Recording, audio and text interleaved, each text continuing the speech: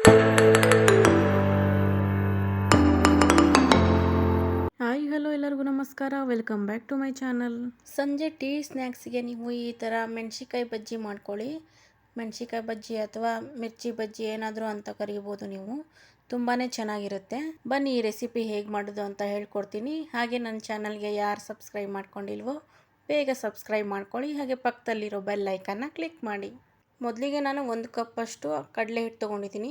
ಅದಕ್ಕೆ 2 ಸ್ಪೂನಷ್ಟು ಅಕ್ಕಿ ಹಿಟ್ಟು ಹಾಕ್ಕೋತಾ ಇದ್ದೀನಿ. ಹಾಗೆ ರುಚಿಗೆ ತಕ್ಕಷ್ಟು ಉಪ್ಪು, ಚಿಟಿಕೆ ಅರಿಶಿನ ಹಾಕ್ಕೊಂಡು 1 ಸ್ಪೂನಷ್ಟು ಓಂಕಾಳನ್ನು ಕೈಯಿಂದ ತಿಕ್ಕಿಬಿಟ್ಟು ಹಾಕ್ಕೋತಾ ಇದ್ದೀನಿ. ಈ ಥರ ಹಾಕೋದ್ರಿಂದ ಫ್ಲೇವರ್ ಚೆನ್ನಾಗಿರುತ್ತೆ. ಆದ್ದರಿಂದ ಇದನ್ನು ಡ್ರೈ ಮಿಕ್ಸ್ ಮಾಡ್ಕೋತಾ ಇದ್ದೀನಿ ನಾನಿವಾಗ. ಅಕ್ಕಿ ಹಿಟ್ಟು ಹಾಕೋದ್ರಿಂದ ಮಿರ್ಚಿ ಬಜ್ಜಿ ಕ್ರಿಸ್ಪಿಯಾಗಿ ಬರುತ್ತೆ. ಇದೆಲ್ಲ ಮಿಕ್ಸ್ ಆಗಿದೆ. ಇವಾಗ ನಾನಿವಾಗ ಇದಕ್ಕೆ 3 ಸ್ಪೂನಷ್ಟು ಬಿಸಿ ಮಾಡ್ಕೊಂಡಿರೋ ಎಣ್ಣೆನ ಹಾಕ್ಕೋತಾ ಇದ್ದೀನಿ. ಚೆನ್ನಾಗಿ ಇದನ್ನು ಮಿಕ್ಸ್ ಮಾಡ್ಕೋಬೇಕು ಸ್ಪೂನ್ನಿಂದ. ಕೈಯಿಂದ ಮಾಡ್ಕೋಬೇಡಿ, ಎಣ್ಣೆ ಬಿಸಿಯಾಗಿರುತ್ತೆ, ಆದ್ದರಿಂದ ಸ್ಪೂನಿಂದ ಮಾಡ್ಕೊಳ್ಳಿ.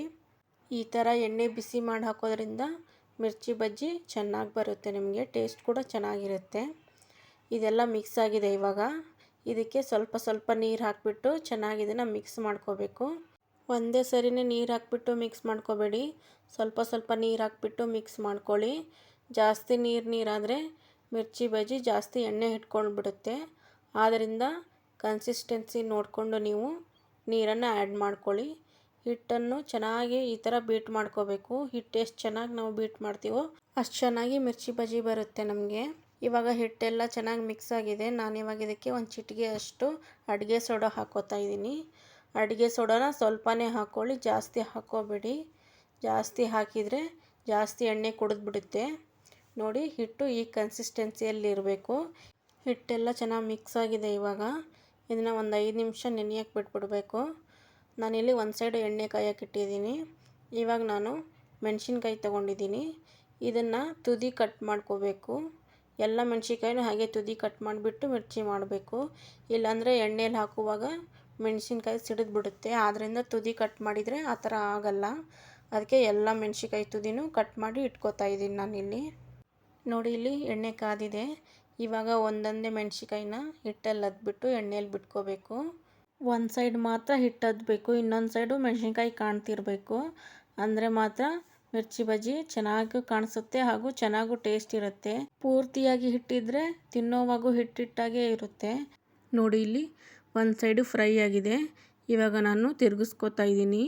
2 ಸೈಡು ಚೆನ್ನಾಗಿ ಮೀಡಿಯಮ್ ಉರಿಲಿ ಫ್ರೈ ಮಾಡ್ಕೋಬೇಕು. ಮೀಡಿಯಮ್ ಉರಿಲೇ ಫ್ರೈ ಮಾಡ್ಕೊಳ್ಳಿ. ಜಾಸ್ತಿ ಉರಿ ಇದ್ದರೆ ಹೊರಗಡೆ ಮಾತ್ರ ಬೆಂದಿರುತ್ತೆ, ಒಳಗಡೆ ಹಸಿ ಹಸಿಯಾಗಿ ಹಿಟ್ಟಿಟ್ಟಂಗೆ ಇರುತ್ತೆ. ಆದ್ದರಿಂದ 2 ಸೈಡು ಕಲರ್ ಬರೋವರೆಗೂ ಫ್ರೈ ಮಾಡ್ಕೋಬೇಕು. ನೋಡಿ, ಇಲ್ಲಿ ಮಿರ್ಚಿ ಬಜ್ಜಿ ಚೆನ್ನಾಗಿ ಫ್ರೈ ಆಗಿದೆ. ನಾನಿವಾಗ ಒಂದು ಪ್ಲೇಟಿಗೆ ಟಿಶ್ಯೂ ಪೇಪರ್ ಹಾಕ್ಕೊಂಡು ಫ್ರೈ ಆಗಿರೋ ಮಿರ್ಚಿ ಬಜ್ಜಿನ ತೆಗೆದು ಪ್ಲೇಟಿಗೆ ಹಾಕ್ಕೋತಾ ಇದ್ದೀನಿ. ಹೀಗೆ ಮಿಕ್ಕಿರೋ ಹಿಟ್ಟನ್ನು 1 ಬೈ 1 ನೀವು ನಾನು ತೋರಿಸ್ಕೊಟ್ಟಾಗೆ ಮಾಡ್ಕೊಳ್ಳಿ. ತುಂಬಾ ಚೆನ್ನಾಗಿರುತ್ತೆ. ನೋಡಿ ಎಷ್ಟು ಚೆನ್ನಾಗಿ ಬೆಂದಿದೆ ಬಜ್ಜಿ. ತುಂಬಾ ಚೆನ್ನಾಗಿ ಕಾಣಿಸ್ತಾ ಇದೆ ನೋಡೋಕ್ಕೂ ಹಾಗೂ ತಿನ್ನೋಕ್ಕೂ ತುಂಬ ಟೇಸ್ಟಿಯಾಗಿರುತ್ತೆ. ಸಂಜೆ ಟೀ ಕಾಫಿ ಜೊತೆಗೆ ತುಂಬಾ ಚೆನ್ನಾಗಿರುತ್ತೆ. ಹಾಗೆ ಇದ್ರ ಜೊತೆಗೆ ಮಂಡಕ್ಕಿ ಒಗ್ಗರಣೆ, ಅವಲಕ್ಕಿ ಒಗ್ಗರಣೆ ಈ ಥರ ಏನಾದರೂ ಮಾಡ್ಕೊಂಡು ತಿನ್ನಿ, ತುಂಬಾ ಚೆನ್ನಾಗಿರುತ್ತೆ. ನೋಡಿ, ಇಲ್ಲಿ ಬಜ್ಜಿ ಒಳಗಡೆ ಎಷ್ಟು ಚೆನ್ನಾಗಿ ಬೆಂದಿದೆ. ಹೊರಗಡೆಯಿಂದ ಕ್ರಿಸ್ಪಿಯಾಗಿರುತ್ತೆ, ಒಳಗಡೆ ಸಾಫ್ಟಾಗಿ ಚೆನ್ನಾಗಿ ಬೆಂದಿರುತ್ತೆ. ತುಂಬಾ ಟೇಸ್ಟಿಯಾಗಿರುತ್ತೆ. ನೀವು ಮನೇಲಿ ಟ್ರೈ ಮಾಡಿ ಈ ರೆಸಿಪಿನ.